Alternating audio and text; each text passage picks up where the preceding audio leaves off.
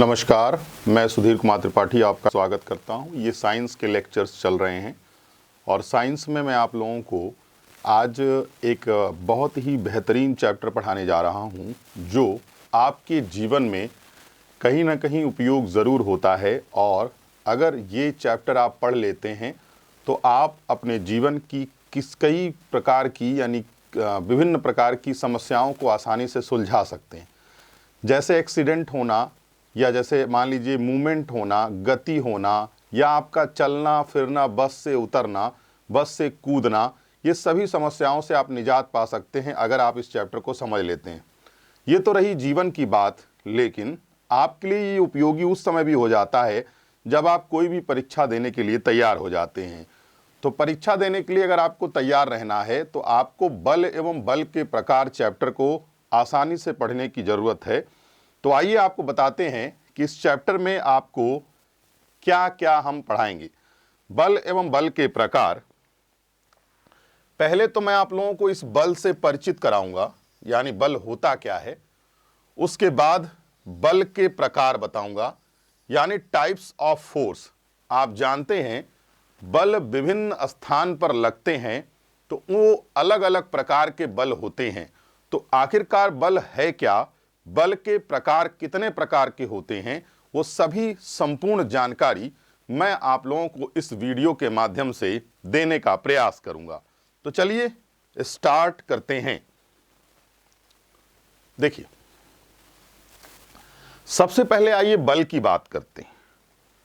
अगर आप किताबी लैंग्वेज की बात करते हो, किताबी भाषा की, तो push and pull is known as force.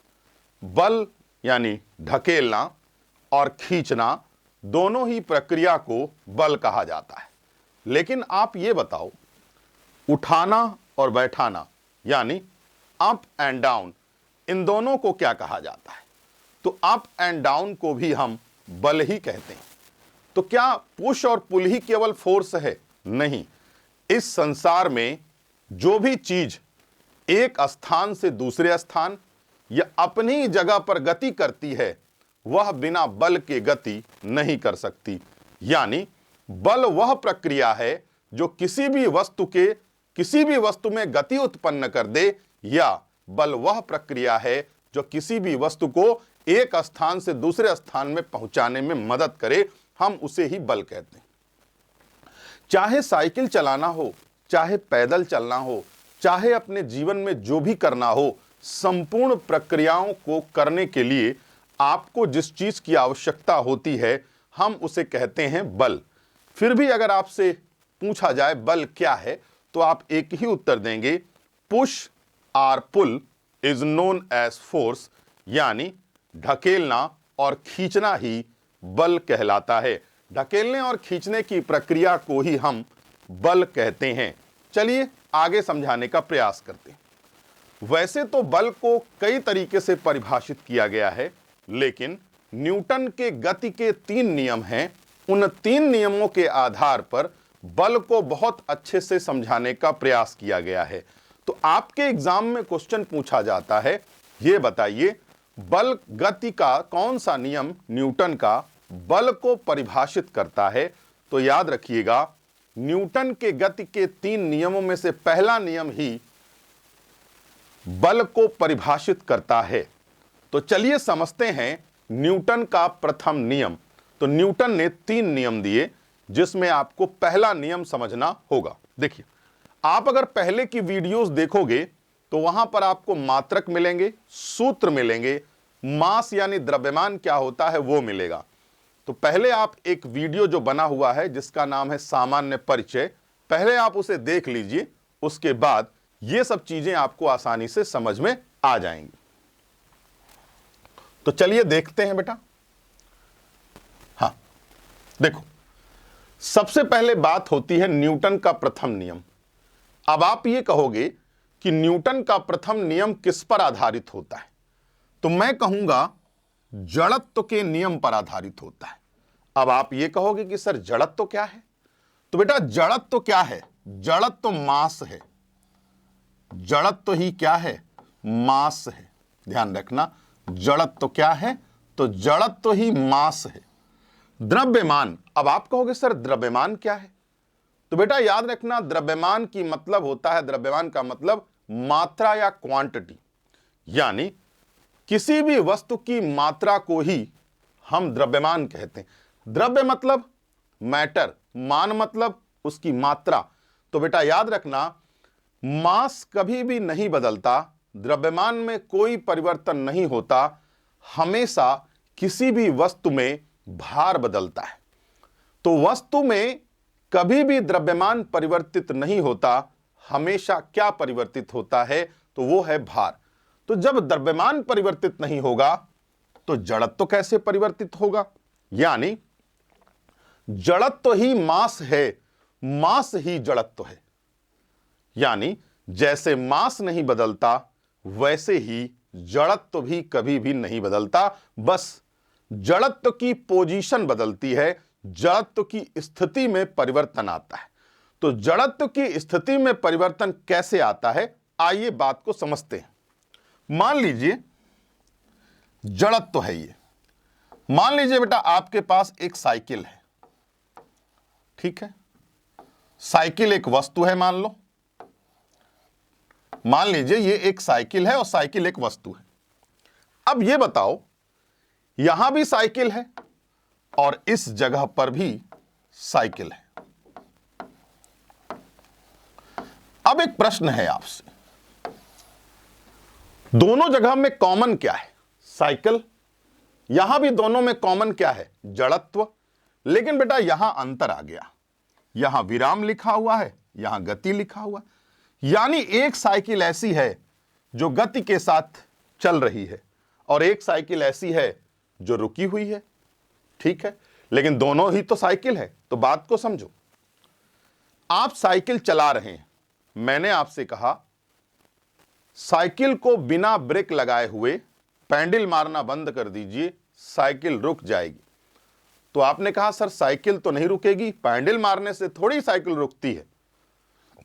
याद रखिएगा, पैडल मारने से कभी भी नहीं रुकती, रुकती है साइकिल तो किससे? ब्रेक लगाने से। यानी कुल मिलाके जिस समय साइकिल चल रही है उस समय हम उस साइकिल को कहते हैं साइकिल में गति का जड़त्व है। लेकिन जैसे ही हमने बल लगाया, ब्रेक लगाया, तुरंत साइकिल कौन सी अवस्था में आ गई? विराम अवस्था में आ गई। इसका मतलब जब चल रही थी तो भी साइकिल थी और जब रुक गई तो भी साइकिल है। लेकिन जब चल रही थी तो साइकिल में गति थी और जब साइकिल रुक गई तो साइकिल विराम अवस्था में आ गई। इसका एक सामान्य मतलब होता है, उसका अर्थ समझने की कोशिश करिए। उसका सिर्फ एक मतलब होता है कि साइकिल दोनों समय में थी, जब साइकिल चल रही थी और जब साइकिल रुकी हुई थी, दोनों ही कंडीशन में साइकिलें थी। बस अंतर यह आया कि गति से विराम में लाना है तो आपको बल लगाना पड़ेगा, ठीक है, और अगर विराम से गति में लाना है तो भी आपको बल लगाना होगा। तो बेटा आप अभी तक आपने इस पूरे चैप्टर में आपने क्या सीखा? आपने सिर्फ दो बातें सीखी। न्यूटन का प्रथम नियम किस पर आधारित होता है? तो न्यूटन का प्रथम नियम जड़त्व पर आधारित होता है, यानी जड़त्व का नियम भी कहते हैं न्यूटन के प्रथम नियम को। एग्जाम में क्वेश्चन आता है जड़त्व किसके बराबर होता है? जड़त्व द्रव्यमान के बराबर होता है। क्या द्रव्यमान कभी परिवर्तित होता है? नहीं परिवर्तित होता। तो आखिरकार क्या परिवर्तित होता है? तो बेटा याद रखना, जड़त्व का पोजीशन बदलती है, स्थिति बदलती है। जैसे मान लो मैं हूं, मेरे अंदर भी मास होगा, तो मास होगा तो मेरे अंदर जड़त्व होगा। तो मैं चलने लगा तो मैं गति का जड़त्व हूं, लेकिन मैं रुक गया तो मैं विराम का जड़त्व हूं। लेकिन दोनों समय में जब हम रुके हैं और जब हम चल रहे हैं, दोनों ही कंडीशन में हमारे शरीर में क्या है? जड़त्व है, मास है। समझे बात को? तो ये एक सामान्य जानकारी है, आप समझ रहे होंगे। अगर आपको दिशा बदलनी है तो भी आपको क्या लगाना पड़ेगा? तो भी आपको बल लगाना पड़ेगा। समझ में आई बात? तो ध्यान रखिएगा, न्यूटन का प्रथम नियम ही बल को परिभाषित कर देता है। इसके जीवन में कई जगह उपयोग मिलते हैं। चलिए आपको बताते हैं क्या क्या उपयोग मिलते हैं। देखिए यहां सब कुछ लिखा हुआ है, मैं आप लोगों को ऐसे समझाता हूं। देखो यहां जो जो भी लिखा हुआ है, देखो ध्यान से देखो। जब हम किसी बस के अंदर चढ़ते हैं, सीट पर बैठ जाते हैं, सीट पर बैठते हैं तो आधा हिस्सा सीट पे बैठ जाता, ये वाला हिस्सा सीट पर नहीं बैठता। तो क्या होगा, ये वाला हिस्सा जब सीट पर नहीं बैठता तो बेटा याद रखो, जब हम सीट पर बैठ गए ऐसे, तो सुनो, हमारे कमर का निचला हिस्सा बस के साथ हो गया, लेकिन कमर के ऊपर वाला हिस्सा बस के साथ नहीं हुआ। तो जब बस चलेगी तो कमर का निचला हिस्सा भी आगे जाएगा और आप किधर आएंगे, पीछे की ओर। और बस जब रुकेगी तो जो बस के साथ है वो रुक जाएगा और ये हिस्सा इधर आएगा। किसके कारण हुआ, जड़त्व के कारण हुआ। समझ में आई बात। आपको मालूम होना चाहिए, बस में जब हम खड़े होते हैं तो हमारे पैर का निचला हिस्सा बस के फर्श के कांटेक्ट में होता है, पूरी बॉडी फ्री होती है, इसीलिए ऊपर बस में हत्था बनाया जाता है ताकि आप उसको पकड़ लें, वरना आप उलट जाएंगे। पता चला पैर का निचला हिस्सा तो बस के साथ है तो वो तो गया, जब गया तो आप पीछे, और जब रुका तो आप आगे। तो ये सब किसके कारण हो रहा है, तो ये सब जड़त्व के नियम के कारण हो रहा है। जब बस चलती है तो ड्राइवर कहता है आगे मुंह करके उतरिएगा। आगे मुंह करके उतरने का मतलब क्या हुआ, मतलब हुआ कि बेटा जब आप बस चल रही होती है ना, तो आपको आपका बस का पैर का निचला हिस्सा बस के कांटेक्ट में होता है। आगे अगर आप, बस तो गति में है और आप अगर उतर गए तो आपका पैर विराम में आ जाएगा और आपकी बॉडी गति में आ जाएगी और आप टायर के नीचे आ जाएंगे। इसीलिए जब कभी भी कोई भी बस आगे सफर करती है तो ड्राइवर कहता है कि आप आगे मुंह करके उतरिएगा वरना गिर जाइएगा। बस अगर रुक जाए तो आप किधर भी मुंह करके उतरिए, कोई फर्क नहीं पड़ता। लेकिन अगर बस चल रही है तो आपको क्या होना होगा, बस की गति की दिशा में ही आपको उतरना होगा, चाहे बस हो, चाहे ट्रेन हो, चाहे ट्रक हो, चाहे ट्रैक्टर हो, कोई भी चीज हो, आपको ऐसा करना होगा। चलिए अब मैं इन्हीं चीजों को आपको बताता हूं। मान लीजिए पेड़ पर कोई फल लगा हुआ है, मान लीजिए पेड़ पर कोई फल लगा हुआ है। जब हम टहनी हिलाते हैं तो टहनी तो गति में आ जाती है, फल क्या होता है, वह स्थिर होता है, इसीलिए फल गिर जाता है, वो भी जड़त्व के कारण ही गिरता है। तो मेरी बात को ध्यान से सुनिए आप। यहां पर बस में सफर करने वाला व्यक्ति यदि बस की सीट पर बैठ जाता है तो उसका बैठा हुआ भाग बस के साथ हो जाता है, जो अभी मैंने बताया। बस जैसे ही आगे की ओर चलती है, व्यक्ति का निचला हिस्सा बस के साथ गतिमान हो जाता है और उसके जबकि ऊपर वाला हिस्सा पीछे की ओर चला जाता है, जो अभी अभी जस्ट मैंने आपको चीजें बताई। उसी प्रकार बस जब रुक जाती है तो व्यक्ति का निचला हिस्सा भी बस की भांति विराम अवस्था में आ जाता है और ऊपर वाला हिस्सा किधर हो जाता, आगे की ओर हो जाता है। ऐसा जड़त्व के कारण होता है। बस में खड़े हुए व्यक्ति के पैर के तलवे वाला भाग बस के संपर्क में आ जाता है जबकि पूरा शरीर मुक्त होता है। जैसे ही बस गतिमान होती है तलवे का भाग भी गतिमान हो जाता है, पूरा शरीर। इसीलिए आपको मालूम है बस में एक हत्था लगा होता है ताकि आप उसको पकड़ लें, वरना दड़ाम से गिरेंगे। चलती हुई बस में सदैव आगे मुंह करके उतरना चाहिए। कारण क्या है, जड़त्व। पेड़ की टहनी से फलों का नीचे गिरना क्या कारण है, जड़त्व है। चलिए आगे बढ़ते हैं बेटा।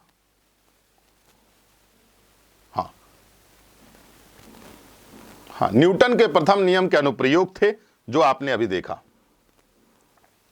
अब आइए न्यूटन का द्वितीय नियम समझते हैं बेटा। न्यूटन का द्वितीय नियम एक तरीके से न्यूमेरिकल्स हैं, यानी जो गुणक होते हैं न्यूमेरिकल्स, उनसे संबंधित है। तो मैं अब आपको यहां पे कुछ बातें समझाता हूं, उसको ध्यान से समझने की कोशिश करिए।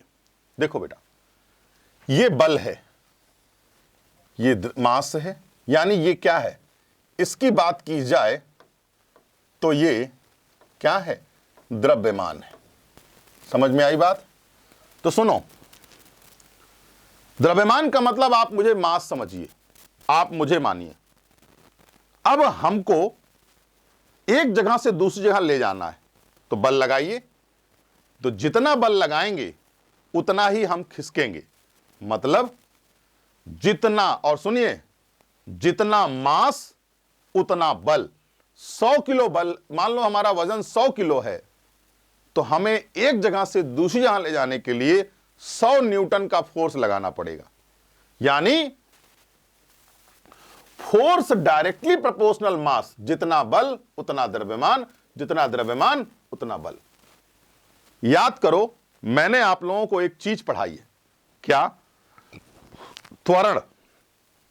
मतलब पहले शुरुआती वीडियो देखिए, पहला वीडियो फिजिक्स का देखिए, वहां पर जब आपको समझ में आ जाएगा तो ये चीजें भी आपको आसानी से समझ में आ जाएंगी।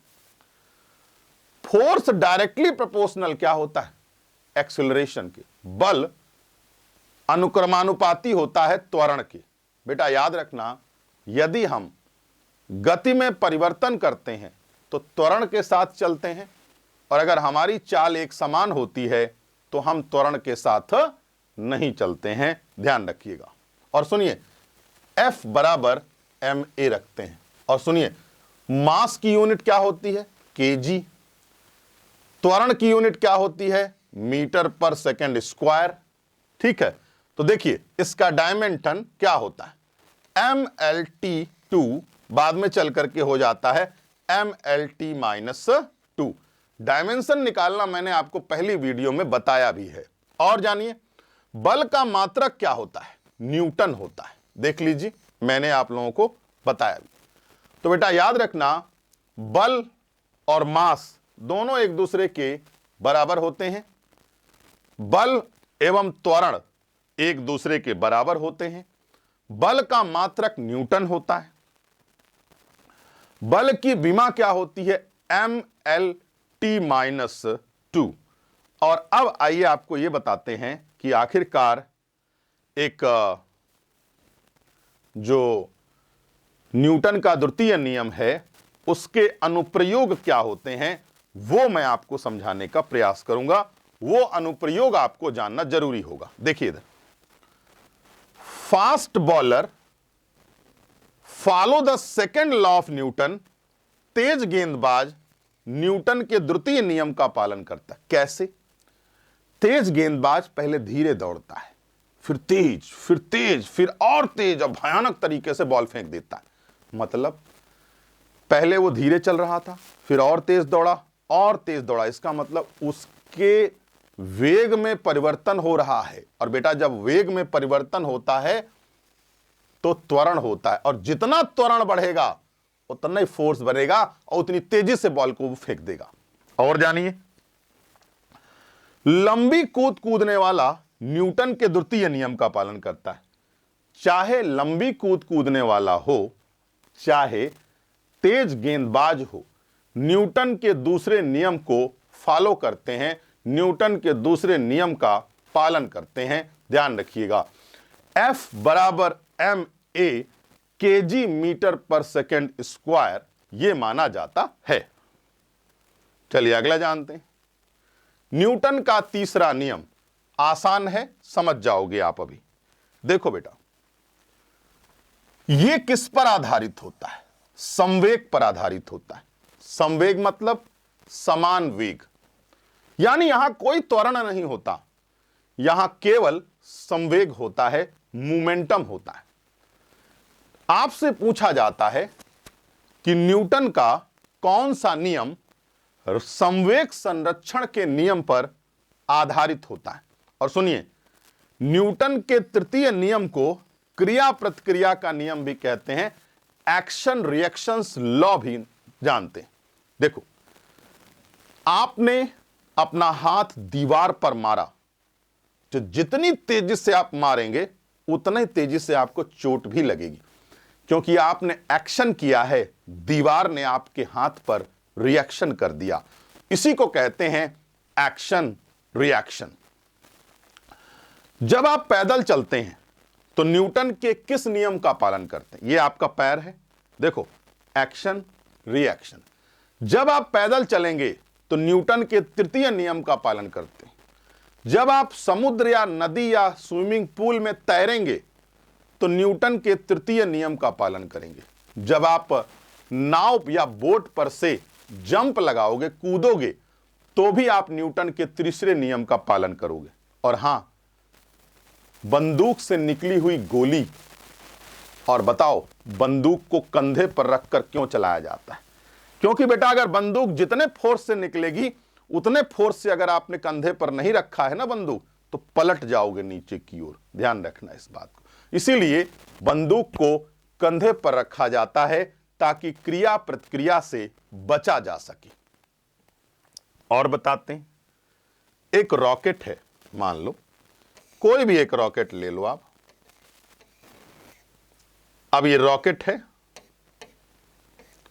अब बेटा देखो, रॉकेट ऊपर की ओर जाता है तो रॉकेट में क्या, देखो ध्यान से, एक्शन हो रहा है, ईंधन निकल रहा है, देखा होगा आपने, एक्शन हो रहा है, भयानक तरीके से एक्शन हो रहा है। तो जितना एक्शन इधर होगा उतना ही ऊपर की ओर ये रिएक्शन करेगा।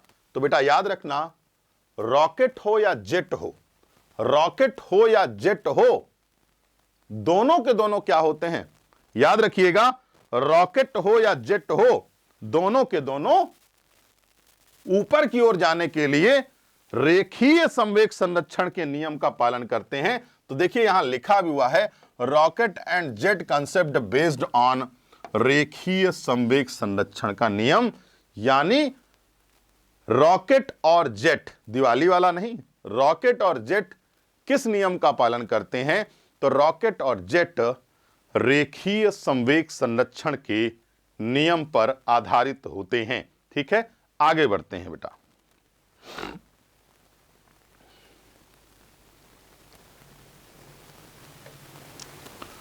ये देखो सब कुछ लिखा हुआ है यहां पे।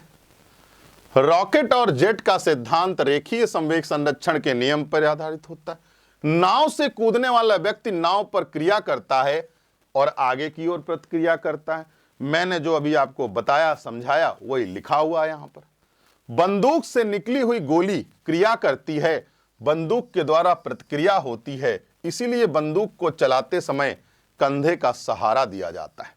जस्ट अभी अभी एक्सप्लेन किया।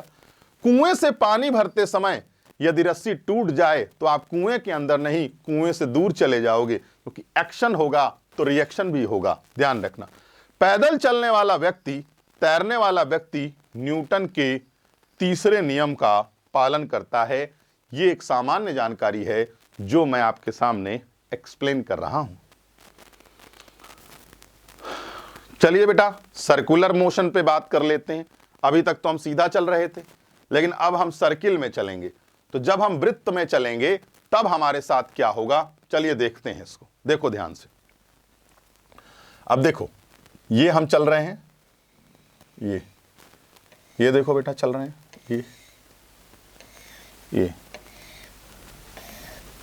ये चल रहे हैं। देखो इसका मतलब ये हुआ, जितनी बार हम घूमेंगे, जितनी बार हम घूमेंगे उतनी बार हम एंगल बनाएंगे थीटा, और टाइम लगेगा हमको चलने में।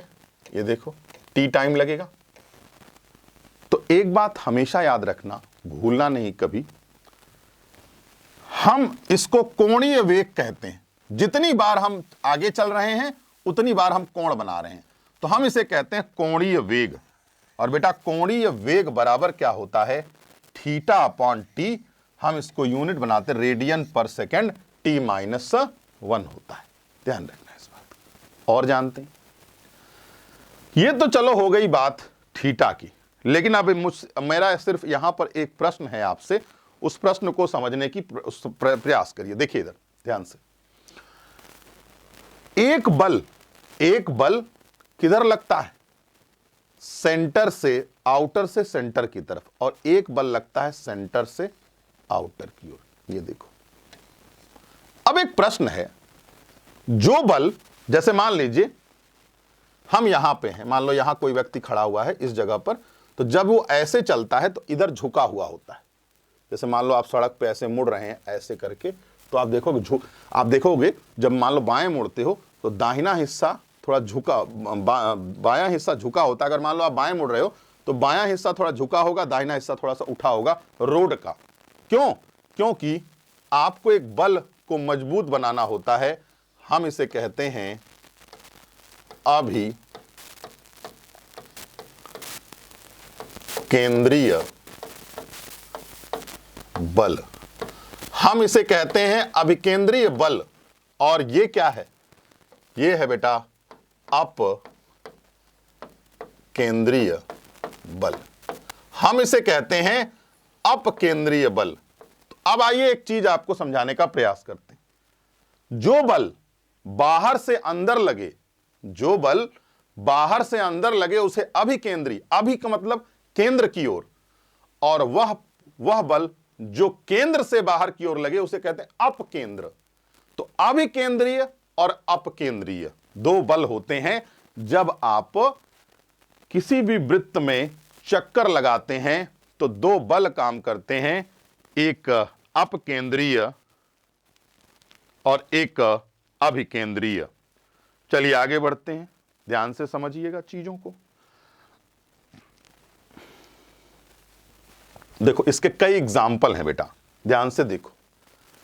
वृत्तीय गति में त्वरण सदैव पाया जाता है, क्योंकि देखो मान लो ये सर्किल है, क्या होगा? यहां गए तो कुछ और वेलोसिटी है, यहां गए तो कुछ और वेलोसिटी है, यहां गए तो कुछ और वेग है, यहां गए तो कुछ और वेग है। इसका मतलब यह हुआ कि जब हम गोले में घूमते हैं, सर्किल में घूमते हैं, तो वृत्तीय गति में त्वरण सदैव पाया जाता है। यानी वृत्तीय गति में त्वरण सदैव पाया जाएगा, किसी भी कीमत पर त्वरण पाया ही जाएगा, यह ध्यान रखिएगा। आगे बढ़ते हैं। मौत का कुआं, आपने देखा होगा सर्कस में मौत का कुआं नीचे से ऊपर की ओर चौड़ा होता है। तो क्या होता है बेटा? गाड़ी ऐसे झुकी होती, तो सोचो बाहर से अंदर की ओर बल लगता है, तो कौन सा बल हुआ? अभिकेंद्र। अभि मतलब केंद्र की ओर। तो मौत का कुआं किस बल पर आधारित होता है? अभिकेंद्रीय बल पर आधारित होता है। पृथ्वी का सूर्य के चारों ओर चक्कर लगाना भी किस पर आधारित होता है? देखो बीच में सूर्य होता है, चारों ओर पृथ्वी होती है, ये सन है, ये अर्थ है। तो बेटा याद रखना, सूर्य के चारों ओर चक्कर लगाना भी किस बल के कारण होता है? अभिकेंद्रीय बल के कारण होता है। और जानिए, मक्खन निकालने व कपड़े सुखाने की मशीन, सोचो जो मक्खन निकालते ना, बीच में रई चलती है, तो बीच में बल लग रहा है और मक्खन दीवारों पर जाके चिपक जाता है। तो ध्यान रखना, मक्खन निकालने की मशीन और जो वॉशिंग मशीन में ड्रायर सुखाने वाली मशीन होती है, वह किस बल पर काम करती है? तो उसका नाम है अपकेंद्रीय बल। हाईवे पर सफर करते समय तेज मोड़ पर सड़कों को उठा हुआ बनाया जाता ताकि वाहन के द्वारा अच्छे से अभिकेंद्रीय बल लगाया जा सके। जब आप हाईवे पे सफर करते हो, देखा होगा, तो जब आप हाईवे पे जाते हैं, मान लो आपको बाएं मुड़ना है, तो देखोगे दाहिना हिस्सा हल्का सा उठा और चौड़ी रोड बनाई जाती वहां पर। जैसे मान लो हर जगह थोड़ा सा 10 फीट है, तो वहां 20 फीट कर देंगे। क्यों? ताकि अभिकेंद्रीय बल लगे, वरना क्या होगा? मान लो सीधी सीधी रोड बना दिया बेटा, तो आप खाई में उलट जाओगे या आपकी गाड़ी पलट जाएगी। तो याद रखना, हाईवे पे भी अभिकेंद्रीय बल काम करता है। अगला चलते, ये भी आसान है, देखिएगा। इस संसार में जितनी भी वस्तु होती है वो एक दूसरे को क्या करती है? आकर्षित करती है। ध्यान रखिएगा, कोई भी वस्तु हो वह एक दूसरे को क्या करती है? आकर्षित करती है। तो इसका मतलब यह हुआ कि क्या मैं आपको आकर्षित कर रहा हूं? यस, आप मुझे आकर्षित कर रहे हैं, मैं आपको आकर्षित कर रहा हूं। बेटा याद रखना, इस संसार का सबसे कमजोर बल कौन सा है? तो हम उस बल का नाम देते हैं क्या? गुरुत्वाकर्षण बल।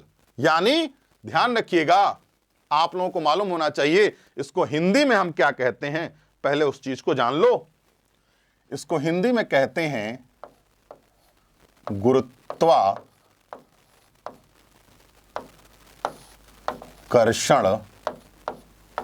बल। हम इसे गुरुत्वाकर्षण बल के नाम से जानते हैं। तो याद रखना, इस संसार में कोई भी वस्तु एक दूसरे को आकर्षित करती है, तो उस आकर्षण के पीछे का बल कौन सा है? गुरुत्वाकर्षण बल। आप अगर क्लास में बैठे हैं और अपने बगल वाले बालक को अट्रैक्ट कर रहे हैं आकर्षित कर रहे हैं, तो किस बल से आकर्षित कर रहे हैं? तो उस बल का नाम है गुरुत्वाकर्षण बल। कौन सा बल है? गुरुत्वाकर्षण बल से आप उसको आकर्षित कर रहे हैं। सुनिए, आप पृथ्वी पर से कोई वस्तु ऊपर फेंक दीजिए, नीचे ही क्यों आती है, ऊपर क्यों नहीं चली जाती? उसका कारण क्या है? गुरुत्वाकर्षण बल। पृथ्वी और वस्तु के बीच में गुरुत्वाकर्षण बल लगता है। तो चलिए देखते हैं गुरुत्वाकर्षण बल। सुनिए, इसका एक नियतांक होता है, कांस्टेंट वैल्यू होती है, यानी गुरुत्वाकर्षण नियतांक कहते हैं उसका। इसका मान होता है 6.6 इंटू 10⁻⁻11, यानी इसकी वैल्यू क्या है? 6.67 इंटू 10⁻⁻11। ध्यान रखिएगा और जानिए बेटा, गुरुत्वाकर्षण नियतांक का मान सदैव समान होता है, चाहे हम पृथ्वी पे चले जाएं, चाहे हम अंतरिक्ष में चले जाएं, चाहे हम लेट जाएं, चाहे हम बैठ जाएं, हर जगह वैल्यू या मान 6.67 इंटू 10⁻11 इसकी वैल्यू मानी जाती है। चलिए इसका फार्मूला समझते हैं। दो वस्तु ले लीजिए, एक वस्तु ये ले लीजिए, एक वस्तु ये ले लीजिए। मान लो ये राम है, मान लो ये सीता है। अब ये दोनों एक दूसरे को अट्रैक्ट कर रहे हैं, मान लो थोड़ी देर के लिए। अब वस्तु एक का मास m1 है, वस्तु दो का मान m2 है। भाई कोई भी वस्तु होगा तो मास तो जरूर होगा ना, बिना मास के तो इस संसार में कोई वस्तु नहीं होती। मास तो जरूर होगा, किसी भी कीमत पर मास होगा। ध्यान रखिएगा इस बात को। चलिए आगे समझाते हैं आपको, आगे बताने का प्रयास करते हैं आपको। देखिए इधर ध्यान से। अब इधर देखो बेटा, F1 जो बल इधर से लग रहा है और जो इधर से लग रहा है, आप इसको एक ही बल मान लीजिए और इस बल का नाम क्या है? गुरुत्वाकर्षण बल। और इन दोनों के बीच की दूरी को r मान लीजिए। ठीक है, तो देखिए फार्मूला क्या बनता है। F directly proportional m1 m2, क्योंकि मैंने अभी आपको थोड़ी देर पहले बताया था F डायरेक्टली प्रोपोर्शनल मास, तो यहां पर क्या किया आपने? m1 और m2 कर दिया, यानी फोर्स m1 m2, जितना मास नजदीक होगा उतना ही फोर्स ज्यादा लगेगा। सुनिए, फोर्स इनवर्सली प्रोपोर्शनल क्या होता है? दूरी के। स्वाभाविक सी बात है, जो आदमी 10 किलोमीटर दूर है और जो आदमी 2 किलोमीटर दूर है, तो जो ज्यादा दूर होगा उस पे बल क्या होगा? कम लगेगा, और जो नजदीक होगा उस पे बल ज्यादा लगेगा। तो देखो अब फार्मूला बनाते हैं। F बराबर क्या हुआ? ये G वाली वैल्यू रख दो, G m1 m2, ये m1 m2 है, अपॉन r², ये हो गया। अब बेटा हम इस G की वैल्यू निकालें तो क्या करेंगे? तो G यहां रख दिया, F r², ये देखो, और इसको नीचे ले आए m1 m2। अब एक काम करते हैं, अब मेरी बात को ध्यान से सुनो। अब हम इसकी यूनिट बनाते हैं। बताओ फोर्स की क्या होती है? न्यूटन। बताओ दूरी किससे मापते? मेजर करते हैं मीटर से, न्यूटन मीटर स्क्वायर। फिर इसके बाद क्या हुआ? मास हुआ kg स्क्वायर। तो आपसे पूछा जाता है, ये बताइए गुरुत्वाकर्षण नियतांक यानी ग्रेविटेशनल कांस्टेंट की यूनिट क्या होती है, मात्रक क्या होता है? तो आप कहेंगे newton per metre square upon kg square. Newton metre square upon kg square. चलो अब डायमेंशन निकालते हैं बेटा। बताओ बल का क्या मात्रक, बल का बीमा क्या होती? m/L/t-2, दूरी की L2, मास की mm। अब ये मास और मास कट गया, तो बेटा एक मास ऊपर गया तो m-1, 2l और 1l मिलके L3 और t-2, ये देख लो। तो याद रखना गुरुत्वाकर्षण नियतांक की बीमा क्या होती है। ये एक बार एसएससी में पूछा गया था, लेकिन आज तक छोटे मोटे एग्जाम में कभी भी नहीं पूछा गया है, ध्यान रखिएगा। हां, छोटे मोटे एग्जाम जैसे लेखपाल हो गया, जैसे पुलिस हो गया, कांस्टेबल हो गया, इन सब परीक्षाओं में ध्यान रखना इसकी वैल्यू पूछी गई है और इस फोर्स की, गुरुत्वाकर्षण की यूनिट पूछा है, इसकी गुरुत्वाकर्षण नियतांक की यूनिट पूछा गया है। तो यूनिट भी आपको जानना होगा। उम्मीद करता हूं आपको चीजें समझ में आई होंगी। यानी दो वस्तुएं हैं, एक दूसरे को आकर्षित कर रही हैं। किस बल से आकर्षित कर रही हैं? गुरुत्वाकर्षण बल से आकर्षित कर रही हैं। इन दोनों के बीच की दूरी r है। तो इस फार्मूले को रखिए, फिर उसके बाद यूनिट आएगी, यूनिट के बाद आपको विमा निकाल लेना है, यानी हम उसे विमीय सूत्र के नाम से भी जानते हैं। चलिए नेक्स्ट देखते हैं बेटा। एक्सिलरेशन ड्यू टू ग्रेविटी, हम इसे कहते हैं गुरुत्वीय त्वरण। आइए आपको गुरुत्वीय त्वरण समझाते हैं। देखो ध्यान से देखना, त्वरण आप पहले पढ़ चुके हैं, अब गुरुत्वीय त्वरण होगा। इसको हम स्मॉल जी से डिनोट करते हैं, यानी छोटे जी से डिनोट करते हैं। और जानिए, कैपिटल जी बराबर स्मॉल जी बराबर कैपिटल जी, और ये वाला जी अभी आपने थोड़ी देर पहले पढ़ा, गुरुत्वाकर्षण नियतांक है। ये फार्मूला आप देखो, इस फार्मूले को आप कैसे समझेंगे? क्या था? F बराबर G, F बराबर G m1 m2 अपान r स्क्वायर, यही तो था फार्मूला। तो अब क्या किया? G, F की जगह हमने G रख दिया, ये सेम है। m1 m2 की जगह हमने पृथ्वी का द्रव्यमान रख दिया और पृथ्वी की त्रिज्या रख दी। तो यह है पृथ्वी का द्रव्यमान और पृथ्वी की त्रिज्या। इसकी पूरी वैल्यू निकालोगे तो आपको मालूम है, देखो लिखा भी हुआ, me का मतलब पृथ्वी का द्रव्यमान, re का मतलब पृथ्वी की त्रिज्या, g का मतलब हुआ गुरुत्वीय त्वरण।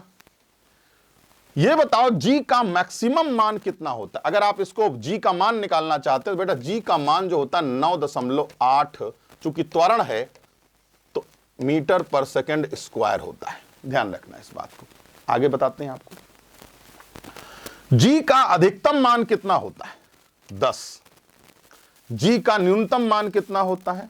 तो याद रखिएगा 0 होती है। g का अधिकतम मान क्या होता है? 10, और g का न्यूनतम मान कितना होता है? जी। और सुनो बेटा, हमारे शरीर में द्रव्यमान होता है, और जैसे ही द्रव्यमान के साथ ये g जुड़ता है, हम अपने आप को महसूस करने लगते हैं, हमारा वेट हो जाता है। मैं इसको बताता हूं। हमारी बॉडी में मास है, जैसे ही यहां जी जुड़ता है हमारी बॉडी के साथ, हम लोग क्या हो जाते हैं? भार हो जाते हैं, यानी अपने आप को महसूस कर लेते हैं। W मतलब वेट होता है, भार। तो बेटा हम इस पृथ्वी पर अपने आप को क्यों महसूस कर पा रहे हैं? क्यों हम खड़े हो जा रहे हैं? क्यों हम बैठ जा रहे हैं? जो हम करना चाह रहे हैं हम कर ले रहे हैं, जबकि अंतरिक्ष में आप करके देखिएगा, आप उड़ने लगेंगे। तो क्यों उड़ने लगेंगे? उसका मुख्य कारण क्या है? तो आप ध्यान रखिएगा, अंतरिक्ष में जी नहीं होता, इसीलिए आदमी अपने आप को महसूस नहीं करता और वह हवा में उड़ने लगता है। ठीक है, अगला चलते हैं।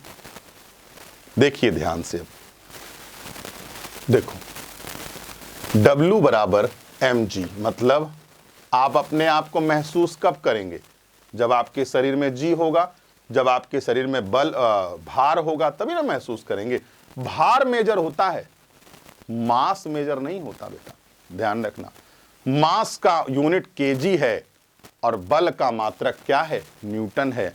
भार को भी हम केजी से ही मेजर करते हैं, लेकिन वो एक्चुअल में मास होता है। चंद्रमा पर पृथ्वी का 1/6 होता है। मतलब अगर मान लीजिए आपका वजन 100 किलो है, तो आप एक काम करो, 1/6 से उसको भाग दे दो, यानी अगर आपका वजन पृथ्वी पर 100 किलो है तो चंद्रमा पर आपका वजन, आपका भार 16 किलो महसूस होगा। ध्यान रखिएगा, पृथ्वी पर चंद्रमा पर जी का मान 1/6 होता है पृथ्वी का। और जानिए, पृथ्वी का अधिकतम मान ध्रुवों पर होगा। आपको मैं 1 किलो चीनी खरीद के दे दूं और कहूं बेचिए उसको ले जाकर ध्रुवों पर, तो आप कहेंगे सर कैसे बेचें? तो मैं बताऊंगा बेटा, चीनी 1 किलो थी और जब आप ध्रुवों पर गए तो भी चीनी उतनी ही है, लेकिन चीनी का भार कहां बढ़ गया? चीनी का भार कहां बढ़ गया? ध्रुवों पर। तो इसीलिए आपको फायदा जरूर होगा, लेकिन जो खरीदेगा उसको कोई फायदा नहीं होने वाला। वस्तु का अधिकतम भार ध्रुवों पर पाया जाता है। वस्तु का अधिकतम भार ध्रुवों पर, क्योंकि जी का अधिकतम मान ध्रुवों पर होता है, ध्यान रखिएगा। और हां, एक चीज और, पृथ्वी की सतह के नीचे जाओ, पृथ्वी की सतह के नीचे जाओ या पृथ्वी की सतह से ऊपर जाओ, जी का मान घटता है, और पृथ्वी के केंद्र पर जी का मान शून्य होता है। तो आपका वेट शून्य कहां हुआ? तो याद रखना बेटा, आपका वेट किसकी वजह से है? जी की वजह से है। समझ में आई बात? तो जब जी खत्म तो आपका वेट भी शून्य हो जाता है। तो आपसे पूछा जाता है जी का अधिकतम मान कहां होता है? कहोगे ध्रुवों पर। जी का न्यूनतम मान कहां होता है? कहोगे पृथ्वी के केंद्र पर। आपसे पूछा गया ये बताओ आपके शरीर का अधिकतम भार कहां होगा? तो आप कहोगे कहां? आप कहोगे कि कहां पर है? ध्रुवों पर। और आपके शरीर का न्यूनतम मान कहां है? तो आप कहोगे क्या? जानते हो आप, पृथ्वी के केंद्र पर। अगला चलते हैं, देखिए इधर, जी का न्यूनतम मान पृथ्वी के केंद्र पर पाया जाता है, वस्तु का न्यूनतम भार पृथ्वी के केंद्र पर पाया जाता है। समझे बात को? ध्यान रखना, मैंने इन चीजों को बताया है आपको। चलिए बेटा, लिफ्ट में सफर करते समय क्या होता है, इसको मैं आपको अच्छे से एक्सप्लेन करने का प्रयास करता हूं। देखते हैं, ध्यान से देखो आप लोग। ये लिफ्ट है, ये आदमी है, मान लो आया, लिफ्ट में चढ़ गया, लिफ्ट का दरवाजा बंद हो गया। अब ऐसा तो है नहीं बेटा कि लिफ्ट में वो चढ़ा, दरवाजा बंद हुआ, ये पहुंचा दिया, नहीं। ये लिफ्ट है, आदमी आता है, इस पे चढ़ता है, लिफ्ट का दरवाजा बंद होता है, लिफ्ट धीरे धीरे धीरे ले जाती है, फिर एक स्पीड पकड़ती है, फिर लिफ्ट ऊपर की ओर ले जाती है। मतलब समझिए, समझ में आ जाएगा कैसे। जब लिफ्ट में आप नीचे से ऊपर जाते हो, या लिफ्ट में आप नीचे से ऊपर या ऊपर से नीचे आते हो, तो बेटा जब लिफ्ट में नीचे से ऊपर जाते हो तो आपको लगेगा आपका वेट थोड़ा बढ़ गया है, बढ़ा हुआ महसूस होगा। और जब आप नीचे की ओर आओगे तो आपको लगेगा आपका वेट कुछ घटा हुआ महसूस हो रहा। लेकिन क्या वास्तव में घट जाता है, वास्तव में बढ़ जाता है? नहीं, सिर्फ महसूस होता है। जब आप ऊपर की ओर सफर करते हो, ऊपर की ओर लिफ्ट ले जाती है तो आपको आपका वेट बढ़ा हुआ, और जब नीचे की ओर आते हैं तो आपको वेट घटा हुआ महसूस होता है। ऐसा क्यों? क्योंकि लिफ्ट देखो धीरे धीरे, फिर एक स्पीड पकड़ती है, फिर एक धीरे धीरे, मतलब लिफ्ट ऊपर से नीचे आए या नीचे से ऊपर आए, उसके वेग में परिवर्तन होता है, और उसी वेग में परिवर्तन को ही हम त्वरण कहते हैं।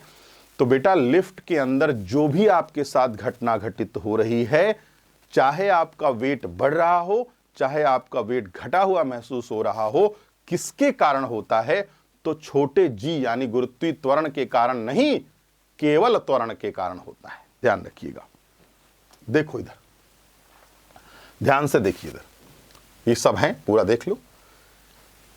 यदि लिफ्ट, देख लीजिए, लिफ्ट में आभासी भार में परिवर्तन किसके कारण होता है? आभासी का मतलब महसूस होता है लेकिन वेट में चेंज नहीं होता। तो बेटा किसके कारण होता है? तो ये देख लीजिए, आपको समझ में आ जाएगा।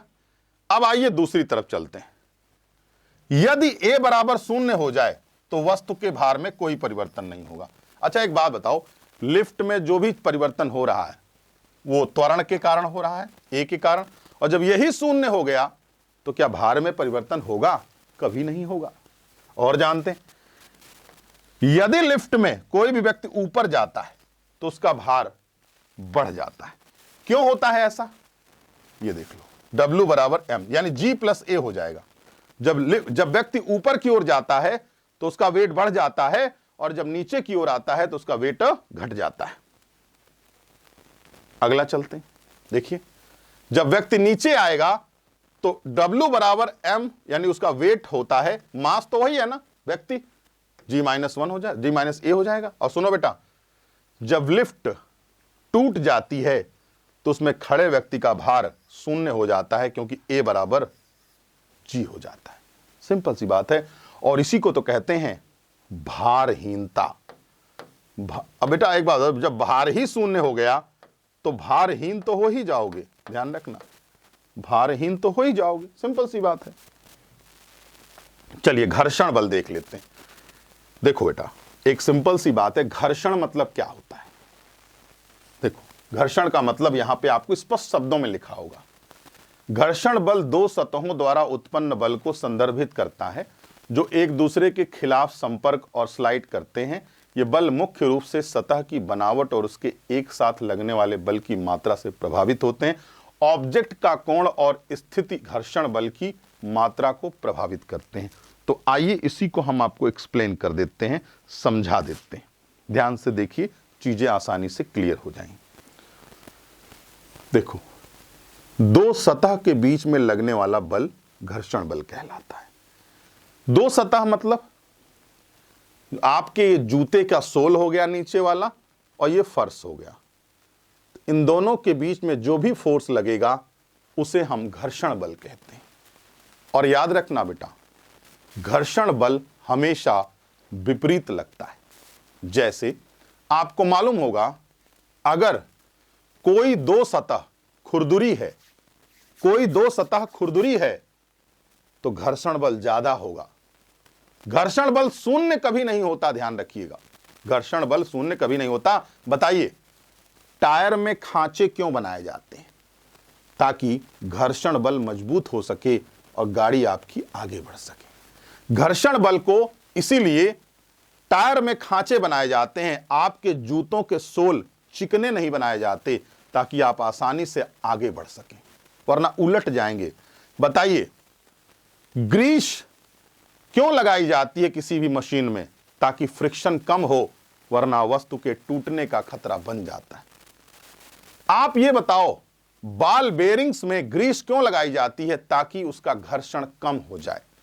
तो बेटा याद रखना, घर्षण को अगर ज्यादा बढ़ाना है तो आपको टायर के खांचों में खांचे बनाने पड़ेंगे, जूतों में नीचे आपको डिजाइन बनानी पड़ेगी, तब जाकर के आप आसानी से घर्षण बल के कारण आगे बढ़ पाओगे। ग्रीस लगाने से घर्षण बल कम होता है, घर्षण बल कभी भी शून्य नहीं होता है, ध्यान रखिएगा। आगे बढ़ते हैं। देखो लिखा भी हुआ है, घर्षण बल कभी भी शून्य नहीं होता, घर्षण बल कम हो सकता है। और हां देखिए, इधर देखो, स्थैतिक घर्षण, स्लाइडिंग घर्षण, रोलिंग घर्षण। मेरी बात को ध्यान से सुनो बेटा, ये फोर्स है और ये फ्रिक्शन है। मान लो देखो, ये बल लगाया आपने, तो आपको मैंने अभी अभी जस्ट बताया है, घर्षण बल सदैव विपरीत दिशा में लगता है। सुनिए, मान लीजिए ये एक लकड़ी का लट्ठा है, इसको आपको ले जाना है, तो आप जानते हैं इसको ले जाने के लिए आपको नीचे रोल लगाना पड़ेगा, तो घर्षण बल कम हो जाएगा। तो रोलिंग फ्रिक्शन होता है किसी भी वस्तु को एक जगह से दूसरी जगह पहुंचाने के लिए। ये देखो रोलिंग फ्रिक्शन। स्लाइडिंग का मतलब क्या होता है? खिसकाना। यानी जैसे मान लो ये है ऐसे, ये यहां से हमने कोई वस्तु रखी, ये और ये सरक करके चला गया, तो स्लाइडिंग हो जाएगा, तो फ्रिक्शन कम हो जाता है। यहां पर रोल लगा दो, इसके ऊपर चम्मच रख दो या कोई भारी वस्तु, उसको पहुंचा देगा। यहां पर यानी कुल मिलाकर के सबसे ज्यादा फ्रिक्शन कहां लगेगा? Static friction. यहां पे कोई गति ही नहीं हो सकती बेटा, ध्यान रखना। जैसे हम खड़े हैं तो खसकाते रहो, कोई खिसकेगा ही नहीं। देखिए, तो ये सारे बल थे। और हां, इस संसार में सबसे मजबूत बल नाभिकीय बल होता है और सबसे कमजोर बल गुरुत्वाकर्षण बल होता है। लगभग जितने भी बल हैं वो मैंने आपको यहाँ पे एक्सप्लेन किए हैं। उम्मीद करता हूँ चीज़ें आपको समझ में आई होंगी। तो आज के लिए धन्यवाद, नमस्कार।